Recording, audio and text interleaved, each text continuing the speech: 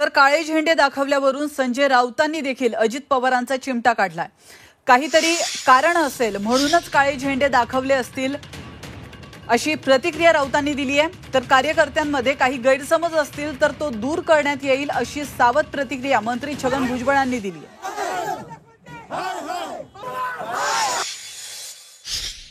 यात्रा जुन्नरला आहे। जुन्नरचे आमदार हे अजित पवारांबरोबर आहेत माझ्या माहितीप्रमाणे। बेनके काळे झेंडे भाजपने दाखवले, त्याच्यात नागपुरात कशा करता बोलू मी? त्यांचे प्रवक्ते आहेत ना बोलायला। आता हे काळे झेंडे का दाखवले हे आधी सांगा, काही कारण असेल ना।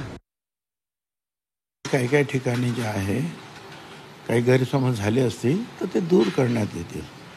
अनेक वेळा जे कार्यक्रम जे आहेत हे स्थानिक आपल्या पक्षाचे लोक जे आहेत हे आखत असतात आणि त्याच्यामुळे नेमक्या या काही गोष्टी ज्या त्रुटी राहून जातात।